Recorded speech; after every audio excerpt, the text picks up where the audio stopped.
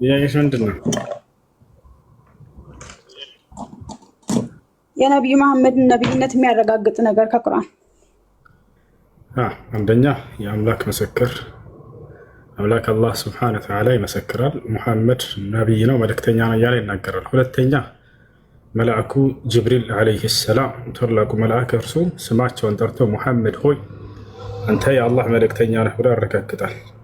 ሶስተኛ ያለፉት ነቢያቶች ከነቢያቶች መካከል አንዱ ነቢይ ዒሳ ዓለይሂ ሰላም ሙሐመድ የአላህ መልእክተኛ ነው ይላል። አራተኛ ራሳቸው ማንን ነቢይ ላ ከዚብ እያሉ ይናገራሉ። እኔ ነቢይ ነኝ ይህ እውነት እንጂ ውሸት አይደለም እያሉ ይናገራሉ። አምስተኛ በዘመናቸው የነበሩ ሰሃቦቻቸው ነቢይነታቸውን መሰከሩ። ይህንን ይመስላል።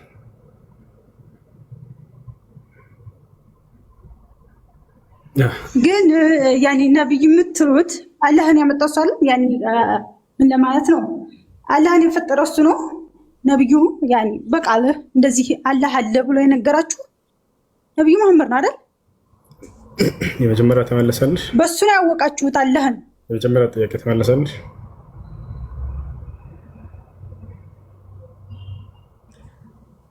ያው በቂ ባይሆንም አልከኝ። አሁን ከጠየቁ ጥያቄ ጋር እንግዲህ እናካሂደዋለን። ምንድን ነው በቂ ያልሆነው? እንደውም አንተ አላህን መስክሮለታል አልከ። አላህንም እኮ ያመጣው እሱ ነው። አላህን ያመጣው እሱ ነው አይደለም የሚባለው። አላህንም ያመጣው እኮ እሱ ነው አይደል? አላህን ያወቃችሁት በነቢዩ መሐመድ ነው። አላህን ያመጣው እሱ ነው የሚለውን የቱ ጋር ያገኘሽው? ይቅርታ ከተሳሳትኩ አረሙ። የቱ ጋር ያገኘሽው? አላህን ያመጣው እሱ ነው አይባልም። እኔ እንደዛ አላልኩም። አለ ከባይብል ላይ ሳይሆን እሱ በእሱ ነው ያወቃችሁት። አምላክን የሚያሳውቁት ማን ናቸው ከተባለ ነቢያቶች ናቸው። አምላክ ኔትወርኩ በጣም እየያዘ ነው። አምላክን ለሰው ልጆች የሚያስተዋውቁት ማን ናቸው? ነቢያቶች ናቸው የሚያስተምሩት። ነገር ግን ያን ቃል የሚገልጥላቸው ራሱን የሚያስተዋውቃቸው ራሱ አምላክ ነው። ለነቢዩ ሙሐመድ ሰለላሁ ዐለይሂ ወሰለም መልአኩ ጅብሪል ዐለይሂ ሰላም መጥቶ ስለ አምላካቸው ስለ አላህ ሱብሓነሁ ወተዓላ አሳወቃቸው። ምን አላቸው? ያ ሙሐመድ ኢነከ ለረሱሉላሂ ሐqqን። ታላቁ መልአክ አብሳሪው መልአኩ ጅብሪል ሙሐመድ ሆይ እነሆ አንተ የአላህ መልእክተኛ ተደርገህ ተመርጠሃል ብሎ አበሰራቸው። ይህን ይመስላል። እሺ በእኛ እንትን ስጠይቅህ ማለት በመጨረሻው ዘመን ማነው ኢሳን ተቃውሞ የሚመጣ አለ አለ። ኢሳን ተቃውሞ የሚመጣው ለምንድን ነው? ኢሳ ያኔ ትክክለኛ አምላክ ነው ማለት ነው። ያኔ ለምን ይቃወመዋል? እንደናንተ መልእክተኛ ከሆነ ለምን ተቃዋሚ መጣበት? ደጃልን ማለት ፈልገሽ ነው? ወደፊት የሚመጣውን ተቃዋሚ ወይንስ አሁን እኛን ተቃዋሚዎች ናቸው እያልሽ ነው? ተቃዋሚ አለ ስላላችሁ እናንተ በመጨረሻው ዘመን ተቃዋሚ፣ እኛ በመጨረሻው ዘመን እንደምንለው እኔ ኢየሱስ ነኝ ብሎ የሚመጣ እንዳለ ሁሉ እናንተም ጋር እኔ ኢሳ ነኝ ብሎ የሚመጣ የሆነ እንትን አለ ብላችሁ ታስባላችሁ። ያ ሰው ለምንድን ነው ኢሳን የተቃወመው ነው? ለምን አላህን ተቃውሞ አልመጣም? የኢየሱስ ክርስቶስ ተቃዋሚዎች ክርስቲያኖች ናቸው እዚህ ዓለም ላይ። ማስረጃ ልስጥሽ?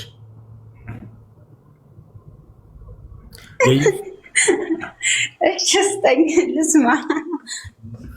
እኔ በጣም ደክሞኛል። አታዝጉኝ። ጥያቄን በስርዓት መልሱ። ማሪ ምን እኮ ልመልስልሽ ነው። ወላሂ እኔ ያን ማስረጃ አልናገርም። ማስረጃ ጠይቂኝ። የኢየሱስ ክርስቶስ ትልቅ ተቃዋሚዎች እዚህ ዓለም ላይ ክርስቲያኖች ናቸው።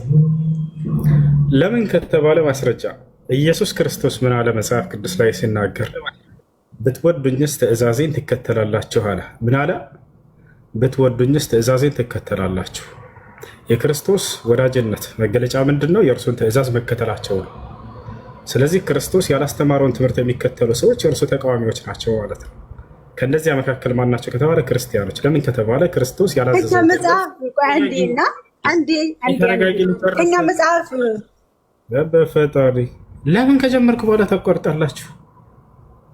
ክርስቶስ ያላስተማረውን ትምህርት የሚከተል ሰው የክርስቶስ ተቃዋሚ ነው ወይ? አዎ። ክርስቶስ እኔ አምላካችሁ ነኝ አምልኩኝ ብለዋል ወይ? አላለም። ግን ክርስቲያኖች ይሄን ያምናሉ። የክርስቶስ ተቃዋሚዎች የመጀመሪያዎቹ እነሱ ናቸው፣ ያላስተማረውን ትምህርት ስለሚከተሉ። አምልኩኝ ተገዙኝ ብሏል ኢየሱስ ክርስቶስ? አላለም። ይሄን እሷም ትመሰክራለች። አንድ ሚኒትሽን አንስተሽ መስክርላቸው ለዚህ ሁሉ ህዝብ ፊት እንዳላለ ለምን መሰክረው? ኢየሱስ አምልኩኝ አላለም ብዬ ነው። እሺ አምልኩኝ ማለት መስፈርት ከሆነ አምልኩኝ ማለት መስፈርት ከሆነ ዲያብሎስ ጥንተ ጠላት ዲያብሎስም አምልኩኝ ብሏል። እሱ አምላክ ነው ብለህ ታስባለህ? ወላ ደግሞ እንትን የሚያመልኩ አሉ ጣዖት አምላኪዎች። የቱ ጋር ነው ዲያብሎስ አምልኩኛ ነው? ተው እንጂ በዘመናት ፍጻሜ ይመጣል። የቱ ጋር ነው አምልኩኛ? ለምንድን ነው ጥያቄን በጥያቄ ለምንድን ነው ጥያቄን በጥያቄ የምትመልሱት? ይሄ መነጽር ያስከለብጠው። የቱ ጋር ነው ዲያብሎስ አምልኩኝ ያለው? አልሽ አይደለም? ማስረጃ ሳይን እኮ ነው፣ ሌላ እኮ አይደለም። በይ አላ ታዝ ሆይ እባክዎን በክብር መልሴን ይመልሱልኝ። ለምንድን ነው ተቃዋሚ ሆኖ የመጣው?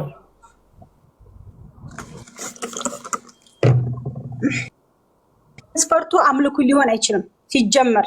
የቱ ጋር ነው ዲያብሎስ? እሱን ካልክ ደግሞ መንገድም ህይወትም እኔ ነኝ ብሏል።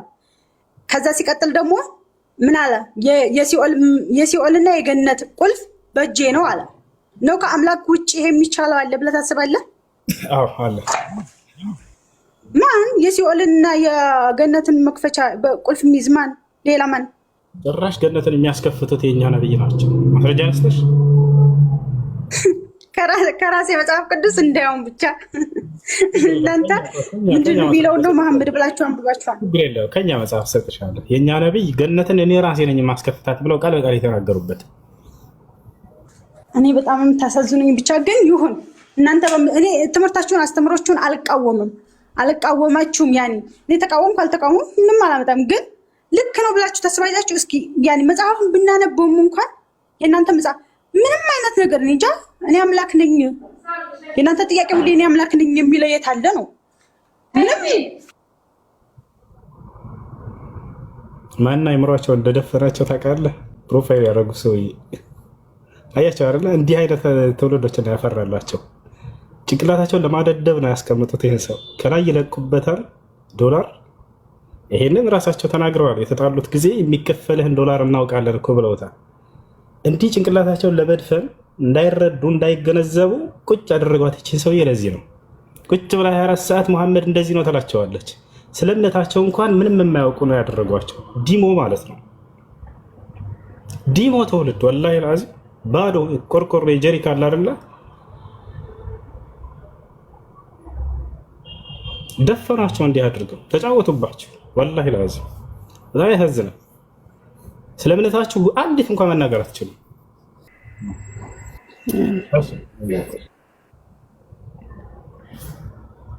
የዳዊት ልጅ ሰላም ነው ብራዘር፣ እንዴት ነህ? ጸጋና ሰላም ይብዛልህ።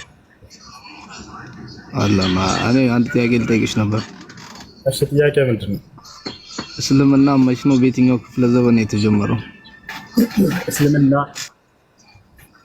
ጅማሮ ከአምላካችን ከአላህ ስብሐነ ወተዓላ ዘንድ ነው። ድንጋጌነቱ የተደነገገውን ለቀደሙት ነቢያት ሁሉ ከመጀመሪያው ከአዳም እነ ኖህ፣ እነ አብርሃም፣ እነ ኢስሐቅ፣ እነ ያዕቆብ፣ እነ ሙሴ፣ እነ መሲሁ ሐዋርያቶች፣ ነብዩ ሰለላሁ ዐለይሂ ወሰለም እነዚህ ሁሉ እንዳለ አምላክ አንተ ደንግጎ አመጣጡን ንገረኝ በስርዓት እስልምና እንዴት እንደተጀመረና መሰረት አመጣጡ። እኛ ክርስቶስ ኦርቶዶክስ እኛ ለምሳሌ እምነትን የጀመርነው ከሔዋንና ከአዳም አመጣጡ እያንዳንዱ ስርዓቱን ይዞ የወረደ አለን። አሁን እስልምና እንዴት እንደተጀመረና አመጣጡን ንገረኝ በስርዓት። ልመልስ ነው። እስልምና አመሰራረቱና አመጣጡ ከየት ነው ከተባለ ከአምላካችን ከፈጣሪ ዘንድ ነው፣ ከአላህ ዘንድ ነው። ማስረጃ ቃለ ሱብሓነሁ ወተዓላ ኢነ ዲነ ዒንደ ላሂ ልኢስላም። አምላካችን አላህ ሲናገር ከእኔ ከአምላካችሁ ዘንድ ቀጥተኛው ሃይማኖት ኢስላም ነው አለ። ራሱ የወደደውና የደነገገው እንደሆነ ሲናገር ምን አለ? አመኑ ጋስ ንገረኝ፣ ጥቅስ እንደዚህ ያለበትን ንገረኝ። አሳያለሁ፣ ችግር የለም እየተራረምን እንሂድ። አብሽር አሳያለሁ። አንዴ ተረጋጋ እባክህ፣ ቀስ በል ልጨርስልህና ማስረጃ ጠይቀኝ፣ ለእያንዳንዱ እሰጥሃለሁ። እኔ ከራሴ አንዳች አልናገርም፣ እንዳነበብኩ እናገራለሁ። ንግግሬም ቅን ነው፣ በማስረጃ እንጂ አለማስረጃ አልናገርም። እሺ፣ አንደኛ እሱ ነው አምላካችን አላህ ሱብሓነሁ ወተዓላ ከእኔ ዘንድ ቀጥተኛ ሃይማኖት ትክክለኛ ሃይማኖት ኢስላም ነው እያለ ይናገራል። ሁለተኛ ወረዲቱ ለኩም ልእስላመ ዲና ይላል። ከሃይማኖትም እስልምናን ብቻ ወደድኩላቸው እያለ ራሱ አምላክ ይናገራል። ሶስተኛ ነገር ምንድን ነው? አምላክ አላህ ስብሐነሁ ወተዓላ ለቀደሙት ነቢያት ሁሉ ደንግጎላቸው የነበረው ሃይማኖት እንደሆነ ይነግረናል። ሸርዐ ለኩም ሚነ ዲን ማ ወሳ ቢሂ ኑሐን ወለዚ አውሐይና ኢለይከ ወማ ወሰይና ቢሂ ኢብራሂመ ወሙሳ ወዒሳ ይላል። እነሆ ይህን ሃይማኖት እኔ ደነገግኩላችሁ አለ። ማን ነው ደንጋጊው? ፍጡር አይደለም፣ ሰው አይደለም፣ ነቢያት ራሱ አይደለም። አምላክ ራሱ ላይ የደነገገው ይሄን ሃይማኖት። ነቢያቶች ስራቸው ምንድነው ከተባለ ይሄን ሃይማኖት ደንግጎ ሰጣቸውና አምላክ እነሱ ደግሞ ለእኛ ለሰዎች ያደረሱት ይሆናል አይደል? ያ ነው አምላክ ራሱ እኔ ለቀደሙት ነቢያት ለአብርሃም፣ ለሙሴ፣ ለመሲሁ ወይንም ለክርስቶስ፣ ለኖህ ደነገግኩላቸው ይሄን ሃይማኖት እያለ ይናገራል። አያችሁ። ስለዚህ ድንጋጌነቱ ከአምላካችን ከአላህ ዘንድ ነው። ለነቢያቶች ሁሉ ተደንግጎ እንደነበረ ይነግረናል። ሌላው ነቢያቶች እንደሰበኩት ቃል በቃል ነቢያቶች አደራ ሙስሊሞች ሁኑ እያሉ ይሰብካሉ። ያዕቆብ ምን አለ? ወያዕቁብ ያ በኒየ ኢነላህ አስጠፋ ለኩም ዲነ ፈላ ተሙቱነ ኢላ ወአንቱም ሙስሊሙን። ልጆቼ ሆይ እነሆ አምላካችሁ አላህ አንድ ሃይማኖትን መርጦላቸዋል፣ አደራ ልጆቼ ሙስሊሞች ሆናችሁ እንጂ አትሙቱ አለ ያዕቆብ። አንድ ቦታ መጽሐፍ ቅዱስ ላይ ነቢያቶች አንዱም እንኳን አደራ ክርስቲያን ሆኖ ያለ የለም።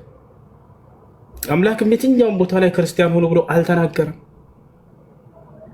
አንድ ነቢይ ተጠቅሶ በመጽሐፍ ቅዱስ ታሪክ ላይ ከኦሪት ዘፍጥረት እስከ ራዕይ ድረስ አንድ ነቢይ ተጠቅሶ አከሌ ነቢይ ክርስቲያን ነበር የተባላለ ወይ? የለም። ቁርአን ላይ ስትመጡ ግን ለእነዚህ ሁሉ ጥያቄዎች መልስ የምታገኙት ቁርአን ላይ አምላክ ራሱ ደንግጎታል። ነቢያቶች ራሱ ሙስሊም ሆኑ ብለው ሰብከዋል። ነቢያቶች ራሳቸው እኔ ሙስሊም ነኝ እያሉ ይናገራሉ። አያቸው አይደል? እኔ ሙስሊም ነኝ። ኖህ ምን አለ? ወኡሚርቱ አን አኩነ ሚነል ሙስሊሚን፣ እኔ ከሙስሊሞች እንደሆን ታዘዝኩ አለ። መጽሐፍ ቅዱስ ላይ እኔ ክርስቲያን ነኝ ያለ ነቢይ አለ ወይ? የለም። ወፍ አንድ እንኳን ታሪክ። አሁን ለተናገርኩት ሁሉ ለእያንዳንዱ ማስረጃ ላሳይህ። ነቢያቱ ለመሆኑ ኖህ እኔ ሙስሊም ነኝ ብሏል ወይ? አዎ ብሏል። አንዴ ላሳይህ። እና አብርሃም ሙስሊም ናቸው ይላሉ ቁርአን? አዎ ቃል በቃል ይላል። አንድ ነቢይ ጠቅሶ ግን መጽሐፍ ቅዱስ አከሌ ነቢይ ክርስቲያን ነው ብሏል ወይ? ኢላ በፍጹም የለም። አብርሃም ሙስሊም ነው የሚል ቃል በቃል ግን አሳያቸዋለሁ። ነቢያቶች ራሳቸው ሙስሊም ሁኑ እያሉ ልጆቻቸውን ሲሰብኩ እናያለን። ያዕቆብ ልጆቹን ሙስሊም ሆናቸው እንጂ እንዳትሞቱ ይላቸዋል። ቆይ ላሳያቸው እንዳወጥች ላሳይ። አብሽር ለተናገርኩት ሁላ ማስረጃ ላጣለህ ነው። እሺ ዳዊት ልጅ ላሳየን። አብሽር ያዕቆብ ምን እንዳለ ተመልከቱ። ልጆቹን ምን እንደሚላቸው በእርሷን በሕግጋቲቱ ኢብራሂም ልጆቹን አዘዘ፣ ያዕቆብም እንደዚሁ ልጆቹን አዘዘ። ምን አለ ያዕቆብ ለልጆቹ? ልጆቼ ሆይ አላህ ለእናንተ ሃይማኖትን መረጠ፣ ስለዚህ እናንተ ሙስሊሞች ሆናችሁ እንጂ አትሙቱ አላቸው። ያሰላም። ያዕቆብ ለልጆቹ ምን አላቸው? አደራ ልጆቼ ሙስሊሞች ሆናችሁ እንጂ አትሙቱ አላቸው። አልበቃ ይሄን መጽሐፍ ቅዱስ ይሄን ቁርአን የጻፈው ማን ነው? ለምሳሌ አንተ ኢንተርጉማ ሳይ ማን የጻፈው? አሁን ያ ጥያቄ ገባ። ስለዚህ ይሄ ማን የጻፈው? አንደኛ ደግሞ አሁን እዚህ ጋር ትክክለኛ እምነት ሙስሊም ነው የሚለውን ጥቅስ ላይ ያለ ያልከኝ ይሄ አሁን ያሳየኸኝ ነው። አንደኛ ነቢያቶች እንደሰበኩት ቃል በቃል እያሳየው ነው። አንተ ይሄን መጽሐፍ ቅዱስ ላይ ግን ልታመጣው አትችልም። በጣም ያሳዝናል። ይሄ እኮ አንድ ሼክ የጻፈው ነው ወንድሜ። ወይ አውራ ዘለቀ አንዴ ቆይ አንዴ የታሪክ መጽሐፍህን ገና ደረድርልህ ከሱ ከገዛ መጽሐፍህ ላይ ይሄን ጥያቄ የሚመልስ አንድ ታገኛለህ። ከኦሪት ዘፍጥረት እስከ ራዕይ ድረስ አንድ ነቢይ መጽሐፍ ቅዱስ ላይ ልጆችን ሊሆን ይችላል ትውልዱን ክርስቲያን ሁኑ ብሎ ያዘዛለ። ልክ ያዕቆብ ሙስሊም ሁኑ ብሎ እንዳዘዘ ያላ መለስ። ዛሬ ክርስትና አልተፈተሽ ነው። ማንኛው ራሱ የወደደ ቢኖር መስቀልን ይዞ ይከተላል። ኢየሱስ ክርስቶስ ለምን ወደ ነቢያት ቀጥታ ራሱ እኮ ብሏል። ችግር የለውም። ኢየሱስ ክርስቶስ ማንም ሊሆን ይችላል። ቆይ አንዴ ማንም ሊሆን ይችላል። መጽሐፍ ቅዱስ ላይ ኢየሱስ ክርስቶስንም ደምሩትና አንድ ነቢይ ክርስቲያን ሁኑ ብሎ ያዘዛለ ወይስ የለም? ያው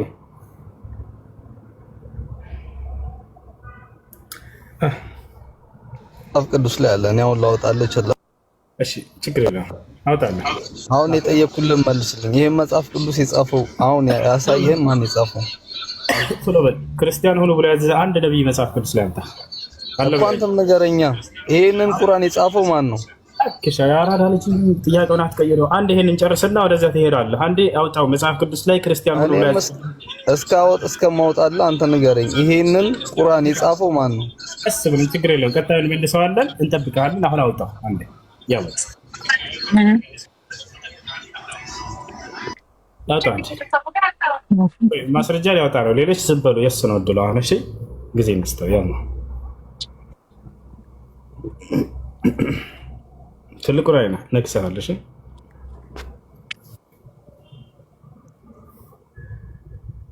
በኩ ነው እኮ እኔም መጀመሪያ አንተ ንገረኝ፣ ይሄን ቁርአን የጻፈው ማን ነው? አሁን ያስነበብኝ ቁርአን የጻፈው ማን ነው? የላትም ክርስትና መልስ ማለት ነው። በጣም እናመሰግናለን። እሺ አንዴ ንገረኛ፣ ይሄን ቁርአን የጻፈው ማን ነው? ምን ማድረጋቸው ነው? አሁን ያስነበብከኝ። እሺ ክርስቲያን አላችሁ? ኔታቸውን አንሱና ጥያቄ ነው። ሸርኪም ጻፈ ማለት ነው። ለምስት ሳላመጣም ታዲያ ምን አልሽኝ? ምንም ማድረግ አይቻልም እያለ ነው። ምን አድርገው ኔትወርክ ይዟቸው ምንድን ነው ምንድን አልሽኝ?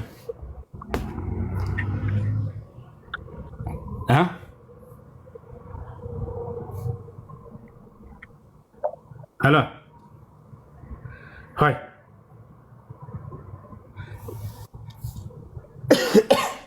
እስልምና ለየት የሚያደርገው ይሄ ነው። አንደኛ አምላክ እንደደነገገው ቃል በቃል በቁርአን ላይ ይናገራል። መጽሐፍ ቅዱስ ላይ ሄደን እግዚአብሔር ክርስቲያን ሁኑ ብሏል ወይ አላለም? አንድ ጊዜ ለምንድን ነው ራሳችሁ ብቻ የማታወሩት? የጠየቀ ጥያቄ እኮ ከቁርአኑ ማን የጻፈው አለ። እሱን ሂጂና ፕሮፋይል ላይ ላደረግሽ ሰው ነገር 24 ሰዓት ስለ ሰው ካላወራ እኔ ገብቻለሁ። ሰራለት አንድ ጊዜ ሜት አድርጊ። ሜት አድርጋለሽ ሸጊቱ አንድ ቆንጆ የሆነ ልጅ አዛ እንዲያደርግልኝ ልንገራው። እሺ ከሻፍ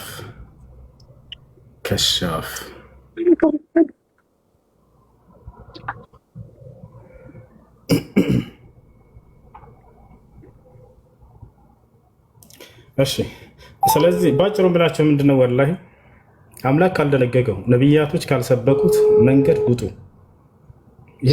عليك السلام كشاف كيف حالك؟ الحمد لله شيخ. ممكن سوي اذان انت؟ اوكي يلا شكرا. እሺ አምላክ ካልሰበከ ካላዘዘው ካልደነገገው ነብያቶች ተቀበለው ከአምላክ ካልሰበኩት ይሄ መንገድ ስህተት መንገድ መሆኑን እወቁ። እኛም እናንተም ልናውቅ ይገባል። እምነት ተደንግጎ ሊሰጥ የሚገባው ከአምላክ ዘንድ ነው። በነብያት በኩል ነብያቶች ሊሰብኩት ይገባል። ተስማማን በዚህ? እንደሱ ከሆነ ሁለታችንም መጽሐፋችን ላይ ሄደን እንይ። እግዚአብሔር ክርስቲያን ሁኑ ብሎ አዟል ወይ ነብያቶችን? ላ የለም። እሺ ነብያቶች ክርስቲያን ሁኑ ብለው አዟል ወይ? ላ የለም። መጽሐፍ ቅዱስ ላይ ወደ ቁርአን ብትመጡ ግን ይሄን ነገር መልስ ታገኙታላችሁ። አምላክ ራሱ ደንግጎታል ወይ ለኛም ለነብያት? አዎ ቃል በቃል ራሱ እኔ እስልምናን ሃይማኖት ብቻ ደነገግኩላችሁ እያለ ይናገራል። ለኛ ብቻ ነው ወይ? ላ አይደለም። ኖህን እያለ ይጠቅሳል። አብርሃምን ይላል፣ ሙሴን ይላል፣ መሲሁን ክርስቶስን ይላል። እነዚህ ታላላቅ ነብያት ኡሉል ዐዝም ይባላሉ ከኛ ዘንድ። እነዚህን ታላላቅ ለናሙናነት ጠቀስና እነዚህ የቀደሙት ነብያት ሁሉ ኢስላምን ደንግጌላቸዋለሁ እያለ ይናገራል።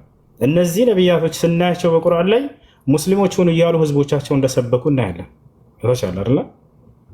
ስለዚህ አምላክም ደንግጎታል፣ ነብያቶች ሰብከዋል። ክርስትና ላይ ስንሄድ ክርስቲያን ሁኑ ብሎ አምላክ አላዘዘም፣ ነብያቶችም ክርስቲያን ሁኑ ብሎ አላዘዘም። ታዲያ ማን አዟቸው ነው? ማን ነው ክርስቲያን እንድትሆኑ ያዘዛችሁ? ቆም ብላችሁ አስቡ እንጂ መጽሐፋችሁን ዞር ብላችሁ ተመልከቱ እንጂ። አምላክ ካልደነገገው ነብያቶች ካልሰበኩት ይሄ የዲያብሎስ መንገድ ነው። በፍጹም ይሄ አምላክና የነብያት መንገድ አይደለም። ነብያትና አምላክ ትክክለኛውን መንገድ ለህዝብ ገልጸዋል። ይፈቻል አይደል? ያን ፈልጋችሁ በመጽሐፋችሁ ላይ ቢያንስ አግኙት። እግዚአብሔር የቱ ጋር ነው ክርስቲያን ሆኖ ያለው? ነብያቶች የቱ ጋር ነው ክርስቲያን ሆኖ ብለው የሰበኩ? ለምንድን ነው ክርስቲያን ሆንኩት ብላችሁ ራሳችሁን ጠይቁ። ያየሽ ጥያቄ ያለው መጠየቅ ይችላል። ዳዊት ገነት ተረት ማን እንደሆነ የታሪክ መጽሐፍ ራሱ መጽሐፍ ይናገራል። ከፈለክ ላሳየህ እችላለሁ። አንተ የምትከተለው የታሪክ መጽሐፍ ነው። ይሄን የተናገረው ማን ነው ከተባለ ራሱ ሉቃስ ነው። እኔ የታሪክ መጽሐፍ ነው የጻፍኩት ብሎ ተናግሯል። አሳየህ አንድ ጊዜ እና ላሳየህ ጀባ ለበለህ እስኪ ጥቅስ አንዴ እትፈት ሉቃስ መጀመሪያ ራሱ ሲናገር እኔ የታሪክ መጽሐፍ ነው የጻፍኩት ብሏል። እና ላሳየህ ተረት ተረት ማን እንደጻፈ እዚህ ጋር ይነግረና ለጌታ ሰው እሺ አንዴ በጌታ ስም አነብላችኋለሁ። አውጣ ከየትም ለጋግሞ እንደጻፈው ራሱ ይናገራል። ራሱ ሉቃስ እንደ ሁሉን ተከታትዬ ይህን የታሪክ መጽሐፍ ልጽፍላችሁ መልካም ሆኖ ታየኝ እያለ ይናገራል እንጂ በመንፈስ ቅዱስ ምሪት ጻፍኩ ምናምን የለም የለም። ያውና ሉቃስ ወንጌል ምዕራፍ 1 ምን እንዳለ ጉድ ተመልከቱ። ቅዱሳን ጸጋው የበዛላቸው በጸጋው የምትኖሩ ሁሉ ተመልከቱ። የሉቃስ ወንጌል ይላል የከበርክ ቴዎፍሎስ ሆይ አለ ከመጀመሪያው በዓይን ያዩትና የቃሉ አገልጋዮች የሆኑት እንዳስተላለፉልን በእኛ ዘንድ ስለተፈጸመው ነገር ብዙዎች ታሪክን ያሰላ የታሪክ መጻፊያ ታሪክን በየተራው ለማዘጋጀት እንደሞከሩ አለ። እኔ ደግሞ ስለተማርከው ቃል እርግጡን እንድታውቅ በጥንቃቄ ሁሉን ከመጀመሪያው ተከትዬ በየተራው ልጽፍልህ መንፈስ ቅዱስ ገለጸልኝ። ላላላላ መልካም ሆኖ ታየኝ አለ እንዲጽፍ። አያችሁ አይደል? የምን መጽሐፍ? የታሪክ መጽሐፍ ራሱን ያለው ይህን ታሪክ እንድጽፍልህ መልካም ሆኖ ታየኝ አለ። የታሪክ ተረት መጽሐፍ ይሄ ነው። ከይቅርታ ጋር አንዳመጣታችሁ ነው መመልስላችሁ እንዳይደብራችሁ። ለማወቅ የሚመጣ ሰው ካለ ረጋ ብለን ሁሉን እናስረዳለን። ችግር የለም። እንግዲህ ታሪክ መጽሐፍ የተረት ካልክ ማን ተረትና ታሪክ እንደሆነ እዚህ ጋር ያሳያለሁ። እሺ ያ ነው። ሁሉን ተከታተያ አለ። ተመልከቱ። የቃሉ አገልጋዮች እንዳስተላለፉልን አለ። አስተላልፈውለት እንጂ እሱ ከቃሉ አገልጋዮች መካከል እንዳልሆነ ራሱን ገለጠ። እውነቱን አልዋሸም። እዚህ ጋር ክርስቶስ 12 ደቀ መዝሙሮችን መርጦ ነበር። ሉቃስ ከነሱ ውስጥ የለበትም። እንዳስተላለፉልን አለ። አስተላለፉልኝ ከተባለ ሰነድ ያስፈልጋል። ሪጃል የሚባል ነገር አለ። በእኛ በኢስላም ቡኻሪ መጥቶ ከነቢ ሰለላሁ ዐለይሂ ወሰለም እንደተላለፈልኝ ቢል አንሰማውም ነበር። ገብታችኋል አይደል? ነገር ግን እስከ ነቢዩ ሰለላሁ ዐለይሂ ወሰለም ድረስ ያስተላለፉለትን አካሎች ሰነዶችን፣ ሪጃሎችን ይጠቅሳቸዋል። አከሌ ብሎ ቁጭ ያደርጋቸዋል። ሉቃስ እንደዚህ አድርጓል ወይ? ላ የለም። በአንተና በኢየሱስ መካከል አለ ብትሉት ላ የለም፣ አልጠቀስም። እንዳስተላለፉልን ብሎ እየተናገሩ አስተላለፈልኝ ካለ አንድ አካል ማናቸው ያስተላለፉልህ ተብሎ ሰነድ ይጠየቃል አይደል እንዴ? ያ ቢጠየቅ ወፍ ይሄ ነው እንግዲህ ሙሴ ነው የጻፈው ተብሎ ይታመናል። ግን ሙሴ እንዲህ አለ እየተባለ የተገለጹ ቃላቶች ናቸው እነዚህ 5 መጽሐፍቶች። ኦሪት ዘፍጥረት፣ ኦሪት ዘጸአት፣ ኦሪት ዘኍልቍ፣ ኦሪት ዘሌዋውያን እነዚህ ሁላቸውም 5 መጽሐፍቶች ሙሴ እንዲህ አለ እየተባሉ የተገለጹ ናቸው። እግዚአብሔር ሙሴን እንዲህ አለው ይላል። እንግዲህ የራሱ ቢሆን ኖሮ የጻፈው እግዚአብሔር እንዲህ አለኝ ብሎ ነው ሙሴ ሊገልጽ የሚገባው አይደለ?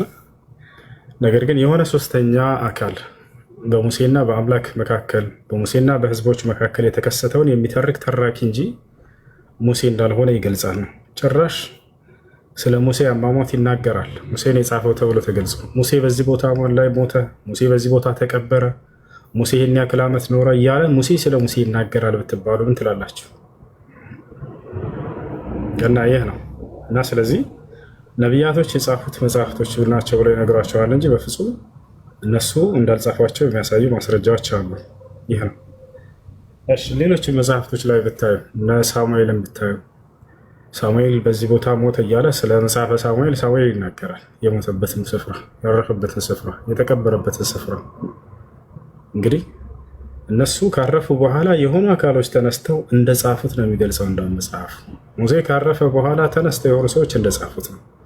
እዚህም ነው አምላካችን አላህ ሱብሓነሁ ወተዓላ ከነቢያት በኋላ እነዚህን ሌሎች አካሎች እንደጻፉና እንደጨመሩባቸው የነገረን በቁርአን ላይ ይወጣቸዋል። ከነቢያቶቹ በኋላ ሰዎች ተነስተው ጽፈዋል፣ ያንንም ቀላቅለዋል። አላህ ይህን በቁርአን ላይ ያጋልጣቸዋል። ያ አህለል ኪታቢ ሊመ ተልቢሱነ አልሐቀ ቢልባጢል ወተክቱሙነ አልሐቀ ወአንቱም ተዕለሙን ይላቸዋል። እናንተ አይሁድ ክርስቲያኖች ሆይ ለምን ሐሰትን ከእውነት ጋር ትቀላቀላላችሁ? እውነቱንም እያወቃችሁ ለምን ትደብቃላችሁ? ይላቸዋል። እንዲሁም ከራሳቸው ጽፈው እንደጨምሩ ሲናገር ፈወይሉ ሊለዚነ የክቱቡነ አልኪታበ ቢአይዲሂም ይላል ثم يقولون هذا من عند الله ወየውላቸው ለእነዚያ በእጆቻቸው መጽሐፍን ጽፈው ከዚያም ይህ ከአምላክ ዘንድ የመጣ ነው ብለው ለተናገሩ ሰዎች እያለ ይናገራል። እንዳለ እነዚህ ከአምላክ ዘንድ የመጡ ቃላቶች ናቸው። ነቢያቶች ጽፈውልን የሚሏቸው ሁሉ ውሸት ነው። ነቢያቶች በፍጹም አይደሉም። ይሄ ነው። በውስጡ የነቢያት ቅሪት አለ ወይ? ያ ሌላ ጥያቄ ነው። የነቢያቶች ትምህርት ቅሪት አለ በውስጡ በእርግጥ በታቸዋል፣ ግን ቀላቅለባቸዋል። ከተቀላቀለ ደግሞ የአምላክ ቃልና የነቢያት ቃል የሚለው ስያሜ አይሆንም ደርሱ። እኔ ለምሳሌ ቁርአንን አመጣሁኝና ጻፍኩኝና የሆነ ቦታ ላይ የተወሰነ ከራሴ ደግሞ ቀላቀልኩበት። ምን ይባላል? ይሄ ተቀላቅሏል ይባላል። ቁርአን ከሰው ቃል ጋር አይሻርለ። ይሄ መጽሐፉ ግን የአምላክ ቃል ነው ሙሉ ቁርአን ነው ማለት እችላለሁ? አልችልም። ቁርአን ነው ወይንም የአምላክ ቃል ነው የሚለው ስያሜ ይነጠቃል እዛን። ምክንያቱም የሰው እንትን ጭማሮ ስለተጨመረበት።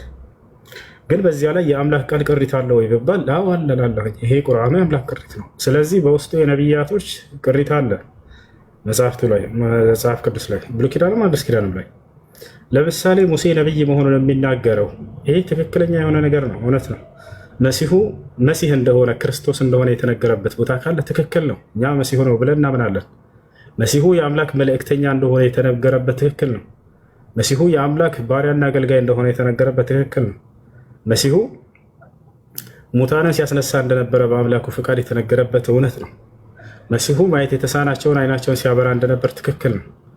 መሲሁ ለምጽ ያለባቸውን ሰዎች መፈወስ፣ መስማት የተሳናቸውን አፋቸውን መክፈት፣ ሌላም ድንግል ማርያም ያለማንም ወንድ ግንኙነት እንደወለደች ይሄ የተነገረው ትክክል ነው።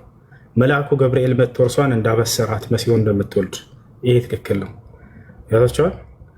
ይህ ሁሉ ያሉት እውነታዎች እና አብርሃም፣ ይስሐቅ፣ ያዕቆብ የሚባሉ ጻድቆች እንዳሉ ይህ ሁሉ የተነገረው እውነት ነው። እነ ሃሮን፣ እነ ኤልያስ እነዚህ ሁሉ የቀደሙት ጻድቅ የአምላክ ነቢያቶች እንደሆኑ የተነገረ ሁሉ ትክክል ነው።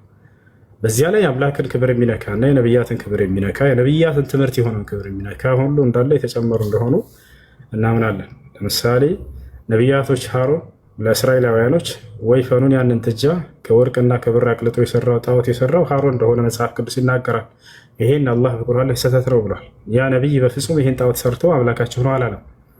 ነገር ግን ሳቢሬ የሚባል ሰውን እየሰራው ብሎ ይናገራል። አይሁዶች ዋሽተውበት ነው ሃሮን ላይ። በፍጹም ይሄን አላደረገም። ታቸዋል። ሰለሞን አምላኩን እንደካደ ይናገራል መጽሐፍ ቅዱስ። አላህ በቁርአን ላይ ወማ ከፈረ ሱለይማን ብሎ አስተባበለባቸው። ሰለሞን አልካደም፣ ዋሽታቸዋል አላቸው። አየሽ፣ ልክ እንዲሁ መጽሐፍ ቅዱስ ላይ አምላክ 7 ሰማያትን 7 ምድርን በ6 ቀን ፈጥሮ በሰባተኛው ቀን ከስራው እረፍት እንደወሰደ ይናገራል። አምላክ አስባችሁታል? ስራ ሰርቶ ከስራው ሲጨርስ ኢጃዛ እረፍት ሲወስድ በፍጹም ይሄን አምላክ አላህ ሱብሓነሁ ወተዓላ ስህተት ነው አለ። ወለቀድ ኸለቅነ ሰማዋት ወልአርድ ወማ በይነሁማ ፊ ሲተቲ አያም ወማ ፊሰና ሚን ሉጉብ አለ። በእርግጥም 7 ሰማያትን 7 ምድርን በ6 ቀን ፈጥሬያቸዋለሁኝ፣ እኔ ግን አንድ ድካም እንኳን አልተሰማኝም ከዚያ በኋላ እያለ ይናገራል ማለት ነው። ሌላው ልክ እንዲሁ አምላክና ያዕቆብ እግዚአብሔርና ያዕቆብ መጽሐፍ ቅዱስ ላይ ትግያ እንደተጋጠሙ ታውቃላችሁ። ኦሪት ዘፍጥረት ላይ አለ። ከዛ ማን ቢያሸንፍ ጥሩ ነው? ያዕቆብ አሸነፈ ታግሎ። እግዚአብሔርን አምላክን ታግለህ አሸንፈሃል ያዕቆብ፣ ከዚህ በኋላ አንተ ስምህ ያዕቆብ ሳይሆን እስራኤል ነው ተባለ ይላል አምላክ። ይህን አላህ ስብሐነሁ ወተዓላ በቁርአን ላይ ስለ ያዕቆብ ታሪክ ነገረልን። ያዕቆብ በጣም አምላኩን የሚፈራ ጻድቅ እንደሆነ ተናገረ። በጣም አምላኩን የሚፈራ አካል እንደሆነ ተናገረ። ስለዚህ እንደዚህ ሁሉ በአምላክ ላይና በነቢያት ላይ የተዋሹ የተቀጠፉ ነገራቶች ሁሉ ስህተት እንደሆኑ ያርማቸዋል ቁርአን። ለዚህ ነው ቁርአን ሲመጣ ጊዜ የቀደሙትን መጽሐፍቶች አራሚ ሆኖ መጣ። ወአንዘልና ኢለይከ ልኪታበ ቢልሐቅ ሙሰዲቀን ሊማ በይነ የደይህ ሚነል ኪታቢ ወሙሀይሚነን ዐለይህ እያለ ይናገራል። ስለ ኦሪት ስለ ወንጌል ከተናገረ በኋላ እኔ ነኝ ያወረድኳቸው በቀደሙት ነቢያት ላይ ካለ በኋላ የሰው እጅ እንደተቀላቀለባቸው ተገለጸ። በኋላ ምን አለ? ወአንዘልና ኢለይከ ልኪታበ ቢልሐቅ፣ ሙሐመድ ሆይ በእውነት ደግሞ ወደ አንተ ያው መጽሐፍን አወረድኩኝ ቁርአንን አለ። ሙሰዲቀን ሊማ በይነ የደይህ ሚነል ኪታብ፣ ከእርሱ በፊት የነበሩትን መጽሐፍቶች የሚያረጋግጥ ከአምላክ ዘንድ ወርደው እንደነበር ያረጋግጣቸዋል። በውስጣቸውም የአምላክ ቅሪት እንዳለ የሰዎችም ቅልቅል እንዳለ እንደተበረዘ ያረጋግጣል፣ ይናገራል። ከዛ ቀጥሎ ምን አለ? ወሙሀይሚነን ዐለይህ አለ። በእነዚያ ባለፉት መጽሐፍቶችም ላይ ተቆጣጣሪ ሲሆን አለ። ያሰላም ቁርአን አራሚያቸው ነው። ቻል ይሄ አምላክ ቃል ነው፣ ይሄ የተጨመረ ነው የሚለውን የምናይበትን መነጽር አላህ ሱብሓነሁ ወተዓላ ሰጠን። ልክ እንደ ምሳሌ ቅድም እንደነገርኩሽ በነ ሃሮን ላይ በነ ሰለሞን ላይ እንደካዱ አምላክ ብለው ጣዖት እንዳስመለኩ የተናገረው ሁሉ ስህተት እንደሆነ በቁርአን ላይ አረማቸው። ይሄን ይመስላል።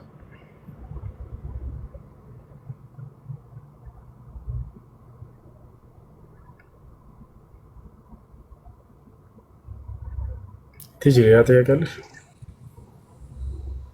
ያው አሁንም አንተ ስትናገር ደግሞ ሌላ ግራ የሚያገባ ጥያቄ እንትን አለብኝ የተፈጠረብኝ። ላይክ በድንግል ማርያም በቅዱስ ገብርኤል በሁሉም መላእክትና ጻድቃን ያለፈው ታሪክ እውነት ነው አልክ።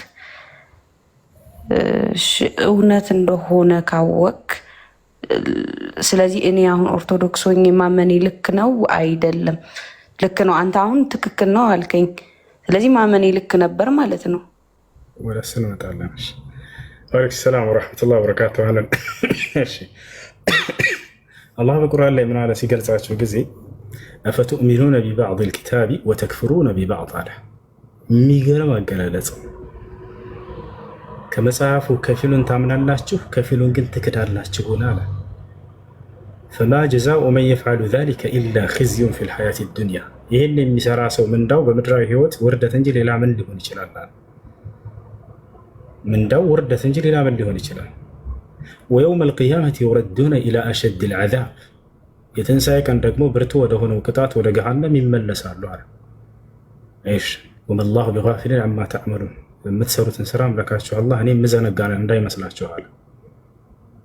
ከመጽሐፉ ከፊሉን ይዛችሁ ከፊሉን ብትክዱ እናንተ እንደሚጎዳችሁ መሲሁ በድንግልና መወለዱን ማመንሽ፣ መሲሁ ተአምራትን ማድረጉ ማመንሽ፣ የቀደሙት ጻድቃን እነ አብርሃም እነ ይስሐቅ እነ ያዕቆብን መቀበልሽ አንዱን አምላክ አንድም ሶስትም ነው ብሎ ከማመን ጋር ሲነጻጸር ሰማይና ምድር ነው። ትልቅ ጥፋት ነው። አይሽ አይደለ? አንዱን አምላክ አንድ ብቻ ነው ብለው ነቢያቶች ገልጸው ጨርሰው ሳሉ አንቺ ግን አንድም ሶስትም ነው ብለሽ አመንሽ። አይሽ ይህ ትልቁ መሰረታዊ ጉዳይ ነው። ኢየሱስ ክርስቶስ አይተሽ ከሆነ ሲያስተምር እነ ሙሴም ሲያስተምሩ እስራኤል ሆይ ስማ፣ ጌታ አምላካችን አንድም ሶስትም ነው አሉ? ላ አላሉ። ጌታ አምላካችን አብ ወልድ መንፈስ ቅዱስ ነው አሉ? ላ አላሉ። ጌታ አምላካችን ስላሴ ነው አሉ? ላ አላሉ። ጌታ አምላካችን ኢየሱስ ነው አሉ? ላ አላሉ። ጌታ አምላካችን አንድ አምላክ ነው አሉ። አየሽ። ነገር ግን አንቺን ብለሽ ታምኛለሽ፣ አንድ ብቻ አይደለም አንድም ሶስትም ነው ብለሽ ታምኛለሽ። ስለዚህ ኢየሱስ በድንግልና መወለዱ አይጠቅምሽም። ይህንን መሰረታዊ ጉዳይ የአምላክን ማንነትና ምንነት እስከ ካድሽ ድረስ አሁን የምንጠራችሁ ምንድን ነው? አንድና ብቸኛ የሆነውን አምላክ በጋራ እናምልክ ነው። ነቢዩ ሙሐመድም ሰለላሁ ዐለይሂ ወሰለም ሲመጡ ይሄን ለእናንተ እንዲያስተላልፉ ነው የታዘዙት። አላህ በቁርአን ላይ ምን አለ መሰለሽ?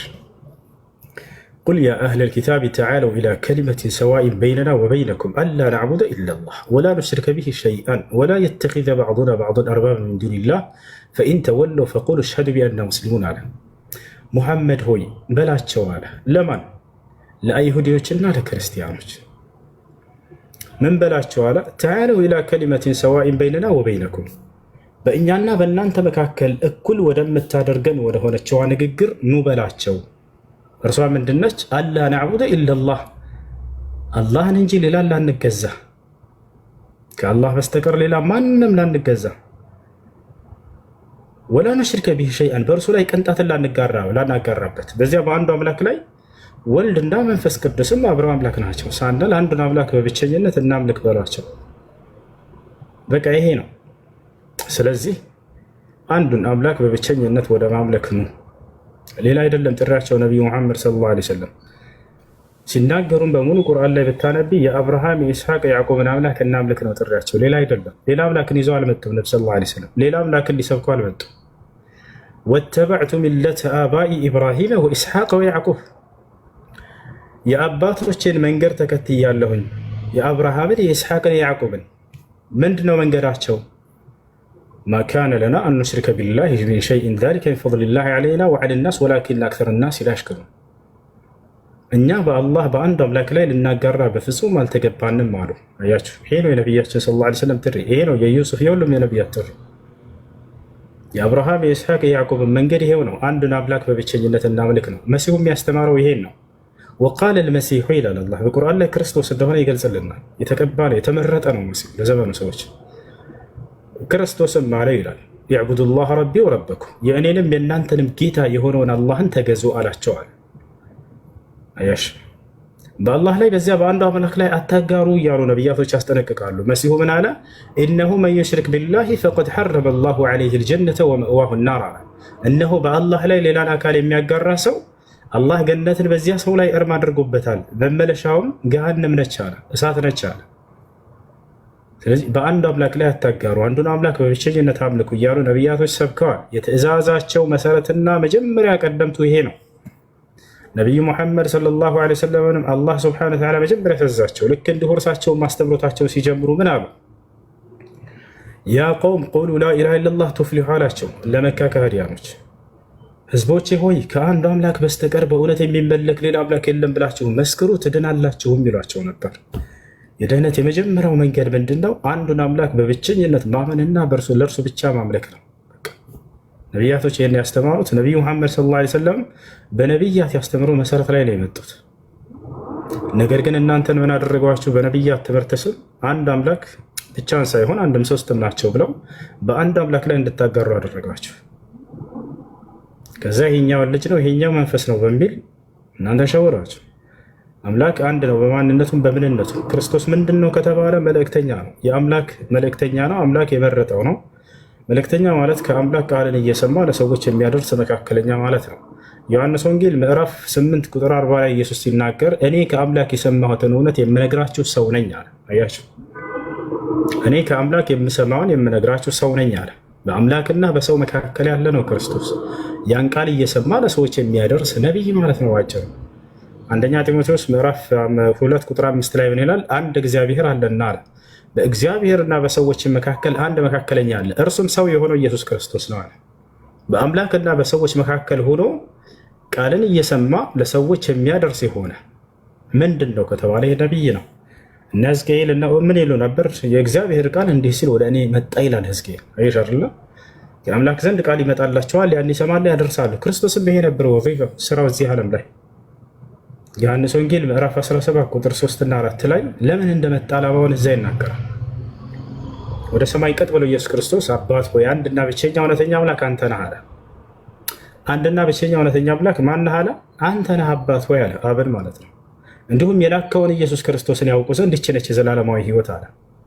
አንዱ አምላክ አብ እንደሆነ ከገለጸ በኋላ እኔ ደግሞ የዚህ አንዱ አምላክ መልእክተኛ ነኝ አለ። ይህች ነች የዘላለማዊ ሕይወትም አለ። በቃ ሰውየው የዘላለማዊ ሕይወትን ማግኘት ከፈለገ ይሄን ነው ማድረግ የሚጠበቅበት። በአንዱ አምላክ ያምናል። መሲሁ ደግሞ የአንዱ አምላክ መልእክተኛ እንደሆነ ያምናል። በምድር ይሄን ልሰራው የሰጠኸኝንም ስራ ሰርቼ አከበርኩህ እያለ እዛው ተናገረ። በምድር የመጣው ክርስቶስ ሊሰራው ዘንድ ይሄን አስተምሮ ሊያስተምር ነው። በቃ ስለ አንዱ አምላክ ሊያስተምርና እርሱ የዚያ አንዱ አምላክ መልእክተኛ እንደሆነ ሊያስተምር ዘንድ ነው የመጣው እና ይሄ ነው የትእዛዛት ሁሉ መጀመሪያና ፊተኛውን ስትጠብቂ ጊዜ እዛኔ ነው አንቺ የምትድኘው።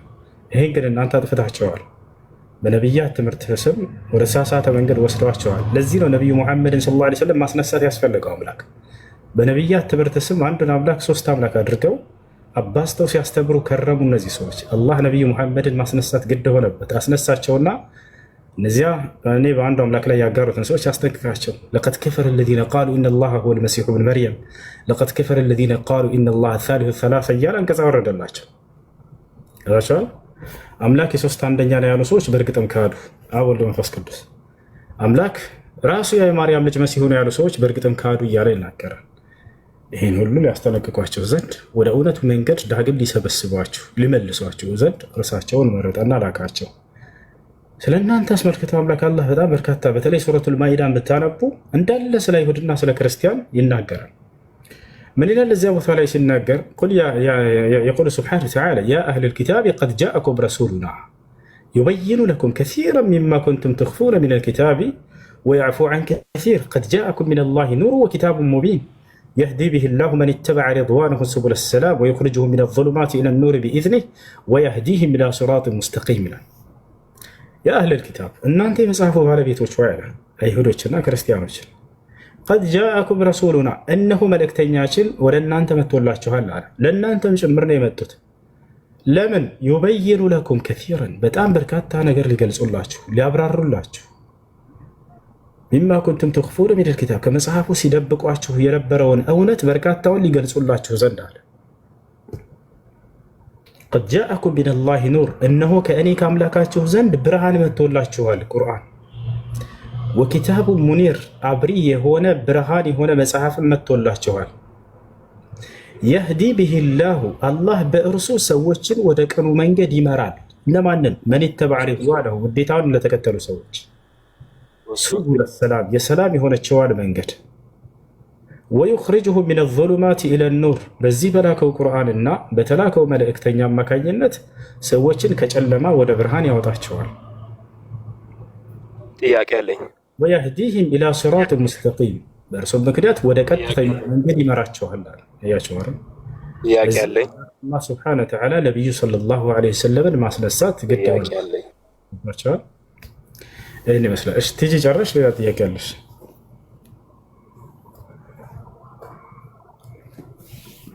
እኔ መግባት እችላለሁ?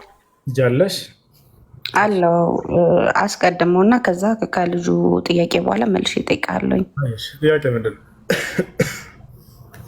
ሰላም ነው እሱ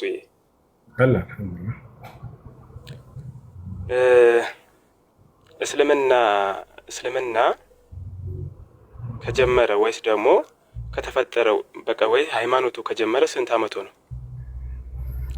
አሁን እናንተ እንደምትሉት ያው ከመጀመሪያው ጀምሮ ነው አይደለ? በቃ ፍጥረት ከጀመረ ጀምሮ ነው አይደለ የምትሉት ነው አይደለ? ጨረስክ ለማለስ? ወያ ገና ነኝ። ጨረስሽ? እሺ ቁርአን እሺ ለምሳሌ የነብዩ መሐመድ የልደታቸው በዓል ከተከበረ 1500 ምናምን አመት 1500ኛ ምናምን ብላችሁ በቅርቡ ተከብሯል አይደለ? ባህል የልደት ባላቸው ወይም መውሊድ መውሊዳቸው መውሊዳቸው ከኛ መውሊድ አናከብረው። መውሊድም ያከብረው እስላም እኮ አለ፣ ሙስሊም አለ። ኦኬ ሁለት ናቸው። ወደ ጥያቄ ሄድና ጥያቄ እንጨርሰዋል። እስላም እኮ አይደለማ። እሺ እንደዛ ከሆነ እስልምና ለቁርአን የወረደው ለነብዩ መሐመድ ከሆነ ነብዩ መሐመድ የተወለዱት እንደዚህ 1500 ምናምን ተብሎ እንትን መውሊድ ይከበራል። እስልምና ከመጣ 1500 ምናምን አመቱ ነው ማለት ነው። በምን ሂሳብ እስልምና ቁርአን የመጣው አይደለም። ቁርአን የወረደው ለማን ነው? ወረደ አይደል የሚባለው? ቁርአን ወረደ አይደል ይባላል? ይቅርታ እሱ ይቅርታ መረዳት ከፈለክ አሁን ያነሳቸውን ሁሉ ጥያቄ አይደለማ መጨረሱ። አንተ አሁን የእንትናን ይቅርታ የነብዩ መሐመድን እንትን መውሊድን አትቀበለው ማለት ነው? እሱ ነው ጥያቄ ልመልስ። ቆያ መውሊዱን አትቀበልም ወይ? ልመልስልህ አንዴ ታዳምጠኛለህ? ቁርአን የወረደው ለማን ነው? እሺ ልመልስ ታዳምጠኛለህ? እሱም ቆያ አይደለም። እኔ እኮ ተጠየቁ እኮ ቁርአን የወረደው ለማን ነው? ለእንትና ነው በላ። ምክንያቱም ለነብዩ ቁርአን የወረደው ለማን ነው እኮ ልመልስልህ። አዳምጠኝ። ድረስ አንድ ደቂቃ ጊዜ ትሰጠኛለህ ልመልስ? አይ ምን እንደምታወራ ስለማውቀው እኮ ነው ብሮ። አታውቀው? ቁርአን የወረደው ለማን ነው? የምታውቀው ከሆነ ማውራውን እስኪ አንተ አውራልኝ። አዳምጥ። ቁርአን የወረደው ለነብዩ መሐመድ ነው ተብሎ በእስልምና ይታወቃል። እሺ ልመልስልህ። እስልምናም ይታወቀው ትሰጠኛለህ? ቆያ ቁርአን የወረደው ለነብዩ መሐመድ ነው ከተባለ ነብዩ መሐመድ ደግሞ የተወለዱት አሁን መውሊዱ የተከበረው አሁን ለምሳሌ ባለፈው አክብሯል 1500 ምናምን እኛ ብለው 1500 ምናምን አመት ማለት ነው እስልምና ከመጣ ማለት ነው። ለነብዩ መሐመድ ከወረደ ከቁርአን በፊት ቁርአን ካልወረደ እስልምና የለማ። እንደዛ ነው። እሺ እስልምና ማን ያውቀዋል? ቁርአን ከሌለ እስልምናን ማን ያውቀዋል? ራስህ ጠይቀህ ራስህ ነው ገራሽ ጠይቀኝና ልመልስልህ። በጣም ታግሼ እየሰማሁ ነው። እሺ ጥያቄን አንድ ባንድ ነው አይኔ ደግሞ የምፈልገው እኮ ጠይቅና የነብዩ መሐመድ መውሊዱን ትቀበላለህ አትቀበልም? እሺ እሱ ነው ጥያቄ ልመልስልህ። ታዳምጠኛለህ? አንድ ባንድ አንተ ሆስቱ አንተን አይደለ? ሆስቱ አንተን በቃ እንደሱ ከሆነ ማዳመጥ ማትችል ከሆነ ቤት አድርግና እንድንማማር አዳምጭ። እሺ ታባድርግ እንዳትጠይትም እንድትሄድ አልፈቀድኩልህ። እሺ ጥያቄ አለ መጠየቅ ይችላል። ትጂ ካለሽ ጥያቄ ጠይቂ። እሺ ከጠየቃችሁ ለማዳመጥ ዝግጁ ሆኑ እንጂ ጠየቁ እኮ። እሺ ልመልስልህ፣ አዳምጠኝሽ። አንዱን ጥያቄ መልሰ መጀመሪያ አንተ እኮ የምታወራውን እኮ አውቀዋለሁ። የምታወራውን እኮ አሁን ቀድሜ አውቀዋለሁ። አንተ ምን እንደምታወራው ቀድሜ አውቀዋለሁ። ግን ማውራው ምንድነው? እሺ ንገረኝ። እሺ ልስማሽ። ለምሳሌ እኔ ጥያቄ ተቀባይን አይደለ እኮ ማውራው ምንድነው? እስኪ ንገረኝ። እንደው መስማት ፈልጋለሁ። ጥያቄ ተቀባይን አይደለ? ጥያቄ ልትመልስ አይደለ? ያለው እስልምናን እያስተማርክ ነው አይደለ? እኮ አዳምጠኝ ልመልስልህ። ወይ አይደለ? ወይ አዎ በላ አይደለ? ወይ አይ ወይ አዎ። ይኸው ቀጥታ ጥያቄ እኮ ነው የምጠይቀው። አንተ እኮ ያወዛገብክ ነው። አዎ ወይ አይ? አዎ ነው አይደለ? የነብዩ መሐመድን እንትን ልደት ትቀበላለህ አትቀበልም? እሺ ልመልስልህ። ታዳምጠኛለህ? አንድ ደቂቃ እስኪ። ልደታቸውን ትቀበላለህ አትቀበልም?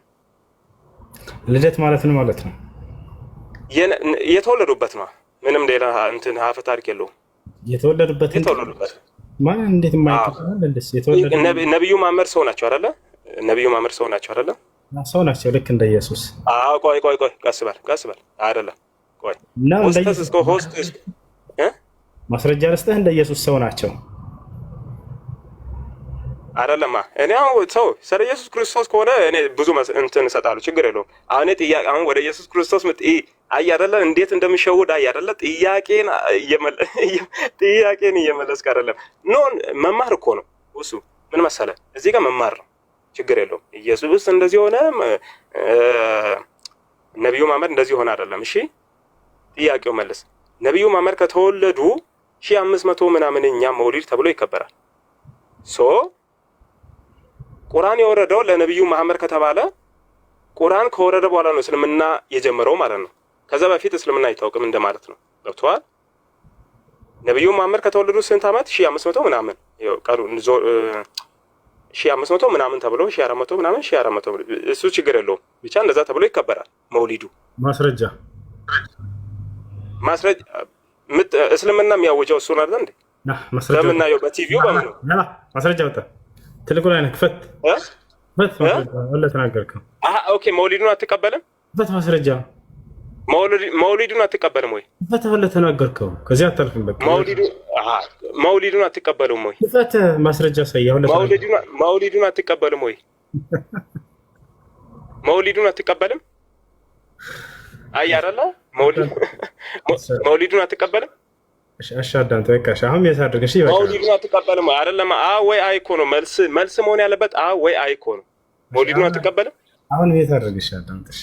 መውሊዱን አትቀበልም? ሙት ካረክማ ዞሮ ተሸንፋል እኮ ነው። አረ ተሸንፈለ። መውሊዱን አትቀበልም? አሸንፎኛል። ጸጥ አድርጎኝ ይሄ ልጅ አይ አይደለ እናንተ ይሄው በቃ እንደዚህ እኮ ነው የሚሸውዳቸው እንደ አዳሜ። መውሊዱን አትቀበልም? መውሊዱን አትቀበልም?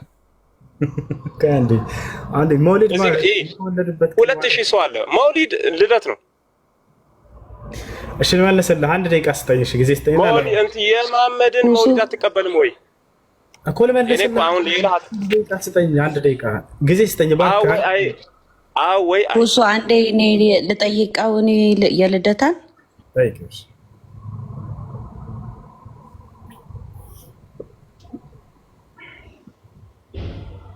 ቲጂ ቀጥይ። ይሰማል በደንብ? እሺ አሁን እኔ ስለነሱ እምነት ልከራከር ምናምን አይደለም። ጀስት ግን አንተ የሙጥኝ ብለህ የሆነ አልተጨነቀም። አክቹዋሊ ግን ለማስጨነቅ አይነት ነገር እየሞከርክ ነው። አንተን አንድ ጥያቄ እኔ ልጠይቅህ። እንደዛ ከሆነ ማለት ነው አንተ ስለ መውሊድ እና ስለ እስልምና እምነት እድሜ እየጠየክ ከሆነ ላይክ በኦርቶዶክስ እምነትም ክርስቶስ ከተወለደ ከፍጥረቱ ጀምሮ ነው ክርስትና የመጣው ብለህ እንትን ልትል ነው ማለት ነው? አይደለም። ክርስቶስ በስጋ የተገለጠ አምላክ ነው ነው እንጂ አሁን እኮ ጥያቄ ከዚህ የተለየ አይደለም። የልደታ ቆያሽ እኮ ጠየቅሽኝ አይደለ? ወላሂ ተመለሰ። ጠየቅሽኝ አይደለ? ክርስቶስ በስጋ የተገለጠ አምላክ ነው። ክርስቶስ በስጋ የተገለጠ አምላክ ነው ብለን እናምናለን ክርስቲያኖች። በስጋ የተገለጠ ማይዳሰሰው ማይጨበጠው አምላክ በድንግል ማርያም በስጋ ተገለጠ ብለን እናምናለን። ኢየሱስ ክርስቶስ በስጋ ተገለጠ እንጂ አብ ወመንፈስ ቅዱስ አንድ አምላክ ብለን ወልድ በስጋ ተገለጠ፣ አብ በዙፋኑ አለ፣ መንፈስ ቅዱስ ህይወትን የሚሰጥ እስትንፋስ የሆነ አምላክ ግን አካላቱ ሶስት አንድ። የልደታ አንዴ እሱ ያለች አልገባህም። አንዴ ታወራለህ። ቆይ ታወራለህ። እኮ አይደለም እሱ ያለችን ላስረዳ። ታወራለህ። ቆይ ጥያቄ ሁሱ ጋር ታወራለህ። ጥያቄ ሁሱ ጋር አይመለከታችሁም። ሁሱ ጋር ነው እኮ። እሺ ቆይ ግን እሱ ያለችን ላስረዳ። አሁን እንትና የነቢዩ መሐመድ ሰለም ልደት የተከበረው የዛሬ 1400 ነው ካልከ ተመልከት። ስለዚህ እስልምና የተጀመረው በዛ ነው ብለህ ድምዳሜ ከሰጠ ኢየሱስ ክርስቶስም ደግሞ ለምን ትረብሻለህ አንተ? ወጣ እንጂ ወጣት አይደለ? ጥያቄ መልሳል። ውሱ ጥያቄ መልሳል። እባክህ ታድርግ። ውሱ ጥያቄ መልሳል። እንዴ ዝም በለህ። ጥያቄ መልሳል ወይ? መጀመሪያ የጠየቅኩህን ጥያቄ ለምን አትመልስልኝ? አሁን አይመለከትም። ቲጂ ሆስቱ ማን ነው? ሆስቱ ሁሱ ነው። አይ አክቹዋሊ እኔ ልጣላክ ፈልጌ አይደለም። ኖ አይደለም። ስለዚህ ዝም ማለት አይሻልም? እኔ አሁን አንድ ጥያቄ እሺ፣ ቆይ ሁሱዬ ይቅርታ። እሺ ሁሱ ቆይ ይቅርታ፣ ማርያምን ይቅርታ። አንዴ ቆይ። አሁን እንደዛ ዝም ብል ቆይ። አዎ ቆይ። እኔ ጥያቄ ምንድነው? አንድ ጥያቄ ይስማ፣ ዝም ብለህ የኔን ጥያቄ ስማ። አሁን እኔ ያልኩት የነብዩ መሐመድን ልደት ትቀበላለህ ወይስ አትቀበልም? መልሷን ነው የምፈልገው እንጂ ሌላ ትታ አይደለም። እሺ ልደት ማለት የተወለደበት ቀን ማለት ከሆነ ሰለም ተወልደዋል ብለን እናምናለን። በትክክል ወይ? እሺ መለስክልኝ። በቃ ተወልደዋል ብለህ ታምናለህ። ቁርአን የወረደው ለማን ነው? ልመልስልህ፣ ታዳምጠኛለህ? ቁርአን የወረደው ለማን ነው? ልመልስልህ፣ አዳምጠኝ። በማስረጃ ነው። እሺ በማስረጃ ነው መልስልህ። አሁን የት አድርገህ አዳምጥሽ? አንድ ደቂቃ አወራለሁ። እሺ የት አድርገህ አዳምጥሽ? ችግር የለውም አላወራም። እሺ ቢስሚላህ አርረህማን አርረሂም አልሐምዱሊላህ ረቢል ዓለሚን ወሰላቱ ወሰላሙ ዐላ ረሱሊላህ ሰለላሁ ዐለይሂ ወሰለም። ቁርአን የወረደው በቅዱስ ገብርኤል አማካኝነት በመንፈስ ቅዱስ ምሪት በማን አልኩኝ? አሁን አንዴ ልጋማ እየሰማሁ ነው። አዎ በመንፈስ ቅዱስ ምሪት ቁርአን የወረደው በቅዱስ ገብርኤል። ተረጋጋ እንጂ ከማን ነው ዋናው? መጀመሪያ ለማን ወረደ? አዳምጥ፣ ተረጋጋ፣ ቀስ በል እስኪጨርስ ድረስ። አንድ ደቂቃ ጊዜ አልሰጣችም ነበር እንዴ? እሺ ስለዚህ 5 ደቂቃም ሰጣለሁ። ችግር የለም። አመሰግናለሁ ጊዜ ስለሰጣኝ። እሺ ቁርአን በመንፈስ ቅዱስ ምሪት ነው የወረደው በቅዱስ ገብርኤል አማካኝነት በታላቁ መልአክ ከአምላካችን ዘንድ። አያችሁ አይደለ? ማስረጃ ከተባለ ወኢነሁ ለተንዚሉ ረቢል ዓለሚን ነዘለ ቢሂ ሩሑል አሚን ዐላ ቀልቢከ ሊተኩነ ሚነል ሙንዚሪን አለ። እርሱ ቁርአን ከዓለማቱ ጌታ የተወረደ ነው አለ። ከማን ዘንድ? ከዓለማቱ ጌታ። ማን አወረደው? ነዘለ ቢሂ ሩሑል አሚን፣ ታማኙ መንፈስ መልአኩ ገብርኤል አወረደው። አያ አይደለ? ልክ ለነቢያቶች በሚመጣው መሰረት ከአምላክ ዘንድ ቃል ማለት ነው። ዐላ ቀልቢከ፣ በአንተ ልብ ላይ ሊተኩነ ሚነል ሙንዚሪን አይ ሚነል አንቢያ፣ ከአስጠንቃቂዎች ከአስፈራሪዎች ከነቢያቶች እንድትሆን ዘንድ ይህን ቃል ቅዱስ ገብርኤል ከአምላክህ ዘንድ አወረደ ይላል። በመንፈስ ቅዱስ ምሪት እንደወረደ ደግሞ ሱረቱ ነሕል ላይ አላህ ሱብሓነሁ ወተዓላ ሲናገር በመንፈስ ቅዱስ ምሪት የመጣ እንደሆነ ቁል ነዘለሁ ሩሑል ቁዱስ ሚን ረቢከ ቢልሐቅ ሊዩሰቢተ አለዚነ አመኑ ወሁደን ወቡሽራ ሊልሙስሊሚን ይላል። ሙሐመድ ሆይ ቁል በል ነዘለሁ አወረደው በላቸው፣ ሩሑል ቁዱስ መንፈስ ቅዱስ አወረደው በላቸው። ማን? መንፈስ ቅዱስ። ነቢዩ ሙሐመድ ሰለላሁ ዐለይሂ ወሰለም በራሳቸው ተነስተው የተናገሩት ይመስላቸዋል ብዙ ሰዎች። ይህም ልጅ ከነዚያ ነው። ላ አይደለም፣ በመንፈስ ቅዱስ ምሪት ነው። አይደለም ወፍ ይሸውዳል። ይኸው እዚህ ጋር የሌላ አቋራጭ ሄዳል። ይኸው ቀየስከው እኮ መንገዱን ቀየስከው። ሁሱ አታዳምጥም? ለምንድነው ምረብ ማይሆን ነገር እያወራት አይደል? ስማ እንዴ መንገዱን ቀየስከው እኮ 5 ደቂቃ ስታይ አይደለማ። እሺ ልጨርሳለሁ። ኧረ ውሸት ልስማ ወይ? ውሸቱ ምንድን ነው የተናገርኩት? እሺ አንድ ቤት አታድርጉት።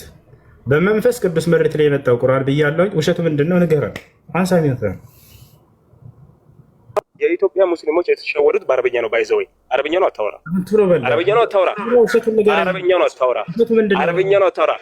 የኔን ጥያቄ መልስ። ውሸቱ ምንድን ነው? ቁርአን ለነብዩ መሐመድ ወረደ ብላችሁ ቁርአን ለነብዩ መሐመድ ወረደ ብለህ ታምናለህ ወይ አታምንም? አንድ ዋሽታር ብለህ ቁርአን ለነብዩ መሐመድ ወረደ ወይስ አልወረደም ብለህ ታምናለህ? ወረደ ወይስ ቁርአን ለማን ነው የወረደው?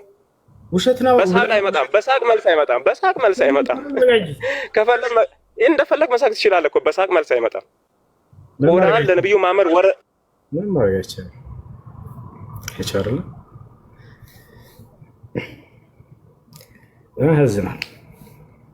ከኔ ፊት መቆም አትችሉም። እንደዚህ እንከራከራለን ምናምን እንሞግታለን ኢስላምን ብላችሁ ላ ኢስላም ከኔ ፊት ይነክሳል። ከፊታቸው አነክሰዋለሁ ኢስላምን እንጂ እኔ ፊት ማንም ሰው ኢስላምን ዝቅ አያደርግም።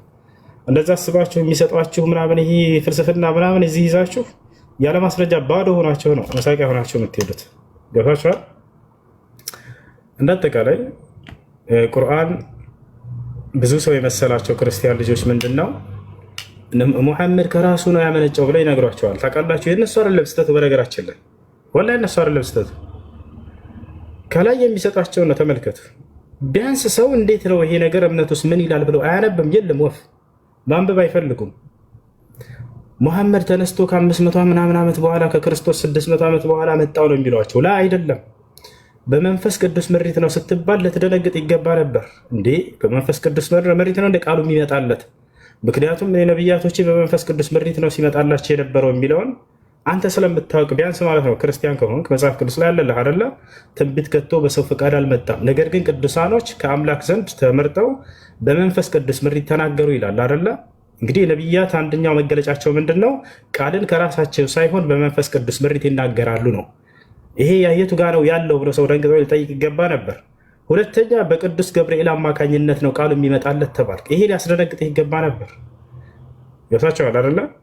በመልአክ አማካኝነት የሚመጣላቸው ናቸው ነቢያቶች። ዘከርያስን አይታቸው ከሆነ እኔ መልአኩ ገብርኤል ነኝ አለው። ከፊቱ ቆሞ ወደ ዘከርያስ ጋር ሂዶ እኔ ከእግዚአብሔር ፊት የምቆመው መልአኩ ገብርኤል ነው፣ ይህንም ብስራት ለአንተ እንዳደርስልህ ዘንድ ተልኬ ነው አለው ይላል። በእነዚያ ነቢያቶች ልኬትና ሚዛን ላይ መጥተው ካያችሁ የዛኔ ወደ ራሳችሁ መለስ ብላችሁ ልትጠይቁ ይገባ ነበር። መምህሮቻችሁ ምን ያክል እንደዋሻቸውና እንደቀጠፏችሁ በዚህ ትረዱ ነበረ። ከራሱ ያመጣው ሙሐመድ የሚሏችሁ ውሸት እንደሆነ እርሳቸው በመንፈስ ቅዱስ ምሪትና በመልአኩ ገብርኤል አማካኝነት ቃል እንደሚመጣላቸው ቃል በቃል ማስረጃዎች ይናገራሉ። ያ እሱ የፈለገው ምንድነው? ሙሐመድ ናቸው ያመጡት ቁርአን እንድለው ነበር። ላ አይደለም። ይህ ማነው ህፃን ሙስሊም የሚያውቀው ነገር ነው። እርሳቸው እንዳላመጡ አይደለም። እዚህ ንጽር ላይ የሚሰሩ ልጆች ከአምላክ ዘንድ በመንፈስ ቅዱስ ምሪት በመልአኩ ገብርኤል እንደመጣ ህፃን ሙስሊም ያውቃል። ሄደህ ብትጠይቀው ነቢ ስ ላ ስለም ናቸው ወይ ነይ ያመጡት ወይ ቁርአን የሚባል ላ አይደለም ነው የሚለው። ይህን እንደ ህፃን የሚጫወቱባቸው ለእናንተ ነው።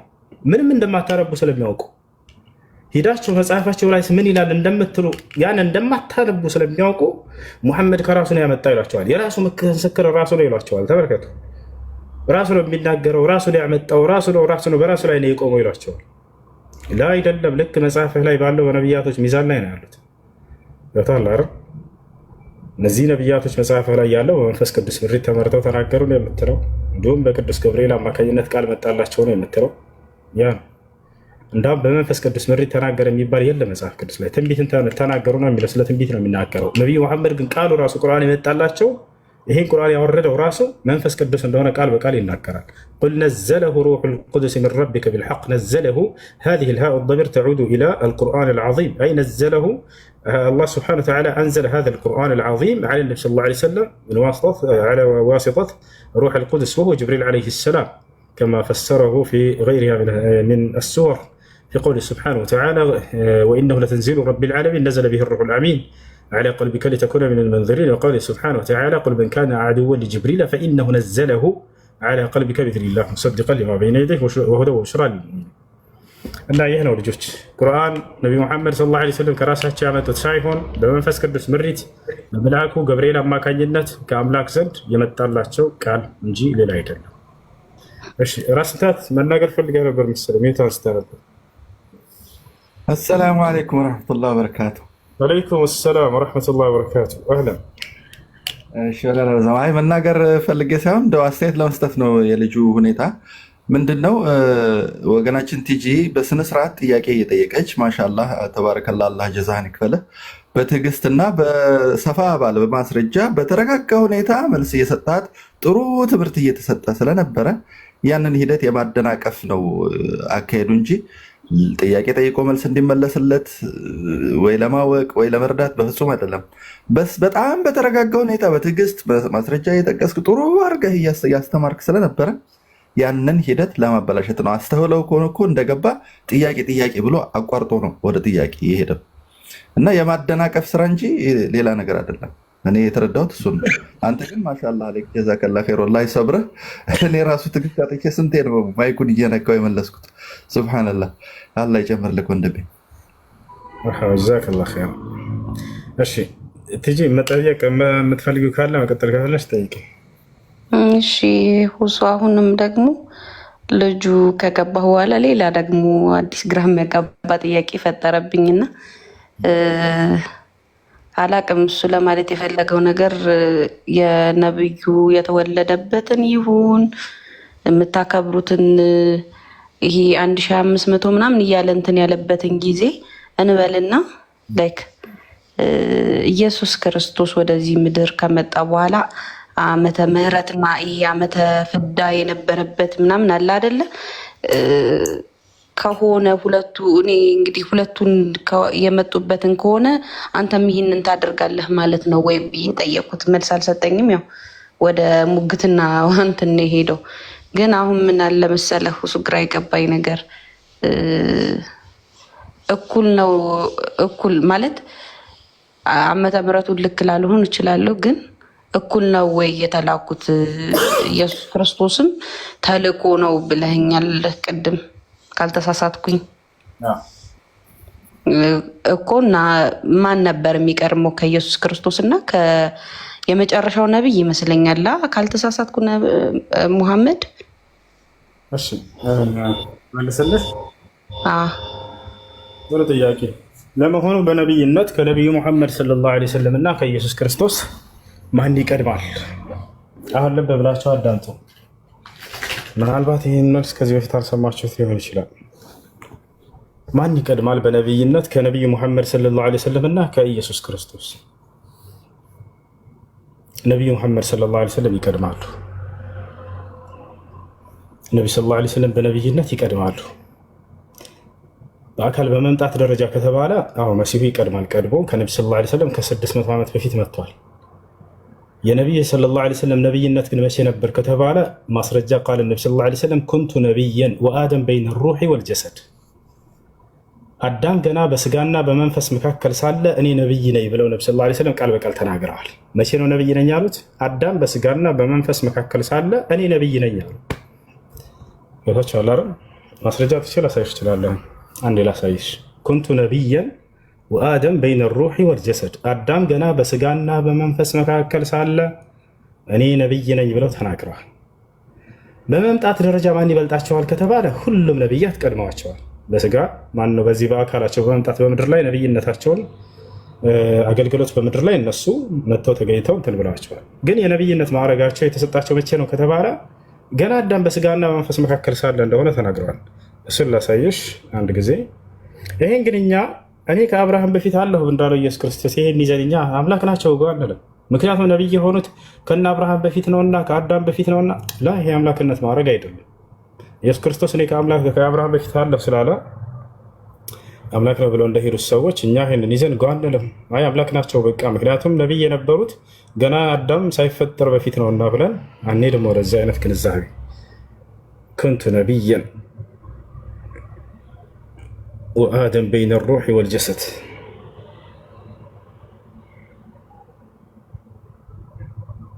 ወአደም በይነ ሩሒ ወልጀሰድ።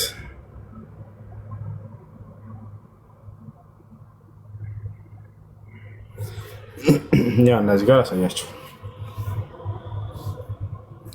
ነቢዩ ሰለላሁ ዐለይሂ ወሰለም ይጠይቃሉ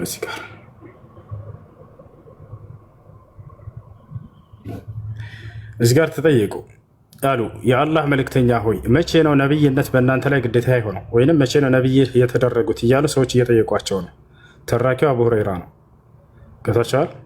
እርሳቸው ምን አሉ? እርሱም አዳም በመንፈስና በስጋ መካከል በነበረ ጊዜ ብለው ተናገሩ። ያ ሰላም።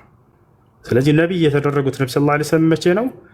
አዳም ገና በስጋና በመንፈስ መካከል በነበረበት ጊዜ። አያችሁ።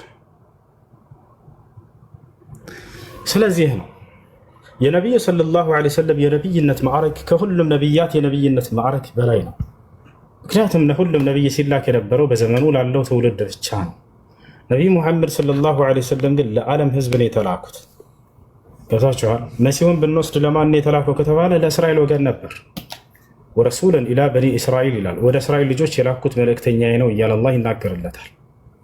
ኢን ሁወ ኢላ ዐብዱን አንዐምና ዐለይሂ ወጀዐልናሁ መሰለን ሊበኒ እስራኤል አለ። የነቢይነት ማዕረጋቸው የነቢ ሰለላሁ ዐለይሂ ወሰለም ቀድሞ የተወሰነ ነው። ቀድሞ ከአላህ ሱብሓነሁ ወተዓላ ዘንድ አደም ገና በስጋና በመንፈስ መካከል ሳለ ነብይ ነበርኩ ብሏል። ነብይ ነኝ አሉ። አያቸው አይደለ? ስለዚህ ነው። እሺ ምድር ላይ መጥቶ በማስተማር ግን በነብይነት አስተምሮታቸው ጊዜ መሲሁ ቀድሟቸው ነበረሽ። እሱን እንኳን ማገር ፈለግሽ። መሲሁ ከነቢ ሰለላሁ ዐለይሂ ወሰለም በፊት በ600 ምናምን ዓመት በፊት በምድር ላይ መጥቶ ሲያስተምር ነበር። ከሱ በፊት ደግሞ እነ ሙሴ ያሉ ልክ እንዲሁ ደግሞ ክርስቲያኖች ነገር አዲስ ነገር ሆነባቸው። ይሄ ጥቅስ እናንተ ጋር ቢኖር እኔ ከአብርሃም በፊት አለህ ያለውን አምላክ ነው ካላችሁ እኔ ከአዳም ገና በስጋና መንፈስ መካከል ሳይኖር በፊት ነብይ ነው ያለውን ብታገኙ እንዲህማ አንደኛ አምላክ ነበር የሚሆነው። እንዴት ነው? እኔ በአዳም ገና በስጋና መንፈስ መካከል ሳለ ነብይ ነኝ ያለ አካል የለም የትኛውም ቦታ ላይ። እሺ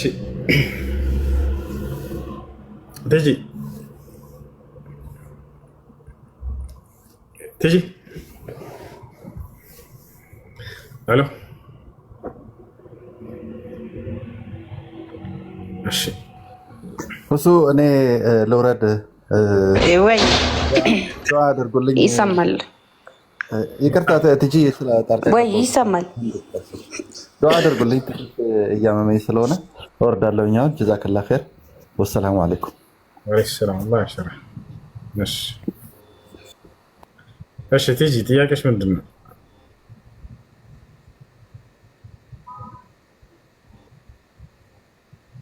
ሄሎ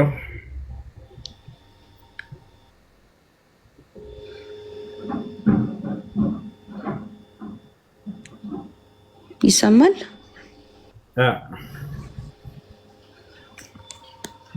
አይሰማም እንዴ? ይሰማል ይሰማል።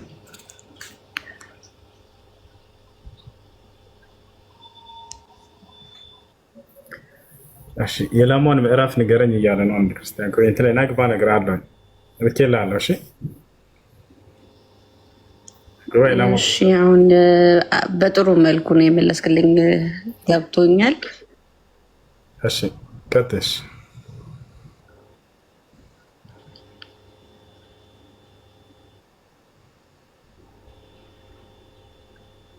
እሺ ቀጥይ፣ እየሰማሽ ነው። ሌላ ጥያቄ አለሽ? ከዛ ውጭ ደግሞ ስለ መላእክትና ጻድቃን የተጻፈው መጽሐፍ ቅዱስ ላይ ማለት ነው ስለ ጻድቃንና ሰማዕታት የተጻፈው እንድናመልካቸው ነው ወይንስ ማለት እኔ አሁን ከኛ ወገንም ሆኜ እኔ ጀስት ከቤተሰብ የመጣ ከትውልድ እንደዛ ካልሆነ በስተቀር በደንብ ስለ ኦርቶዶክስ አውቃለሁ ብዬ የምከራከርም ሰው አይደለሁም። ግን ያው አሁን በአንድ ማርያም ልደታ ገብርኤል እየተባለ የምናከብረው ነገር ልክ ነው ወይ አይደለም? እናንተ ጋር ያለውን ስሜት ማወቅ ፈልጌ ነው። እሺ መላእክቶች ጻድቅ ናቸው ብለን እናምናለን። መላእክቶች ጻድቆች ናቸው ብለን እናምናለን። እነ መልአኩ ገብርኤል፣ መልአኩ ሚካኤል እነዚህ ሁሉ እንዳለ ጻድቆች ናቸው። ልክ እንዲሁ ቅዱሳኖች፣ ጻድቃኖች፣ ነቢያት ጻድቆች ናቸው ብለን እናምናለን። ቃል በቃል ነቢዩ ሙሐመድ ሰለላሁ ዐለይሂ ወሰለም መሲሁ ጻድቅ ነው እያሉ ይናገራሉ። የሚገርምሽ መሲሁ ጻድቅ ነው፣ ከጻድቃኖች መካከል አንደኛው ነው። ነቢዩ ሙሐመድ ሰለላሁ ዐለይሂ ወሰለም ሲናገሩ ምን አሉ? ፈአቁሉ ከማ ቃለ ልዓብዱ ሳሊህ ይላሉ። ጻድቁ የአላህ ባሪያ መሲሁ እንዳለ እኔ እምላለሁ እያሉ ይናገራሉ። ማርያም ጻድቅ ነች፣ ከጻድቃኖች መካከል ነች። አላህ ቃል በቃል በቁርአን ላይ ጻድቅ ነች ብሎ ተናግሯል። ወኡሙሁ ስዲቀቱን ይላል፣ እናቱ እውነተኛ ጻድቅ ሴት ነች እያለ ይናገራል። አየሽ። ስለዚህ መሲሁ ከታላላቅ ነቢያቶችና ከጻድቆች መካከል ነው። እንዲሁም መላእክቶች ጻድቆች ናቸው፣ ኃጢአትን የማያደርጉ ንጹሖች ናቸው።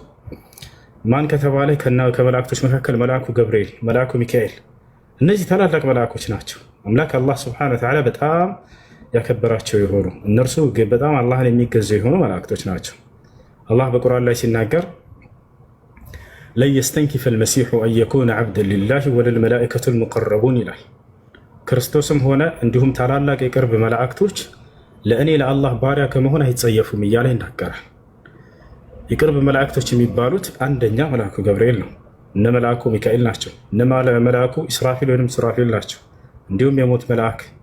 እነዚህ ታላላቅ መላእክቶች ሁሉ ለጌታ ለአምላክ ለአላህ ሱብሓነሁ ወተዓላ በጣም የሚተናነሱ ናቸው። ያለ እርሱ ትእዛዝ አንዲትን ነገር አይፈጽሙም።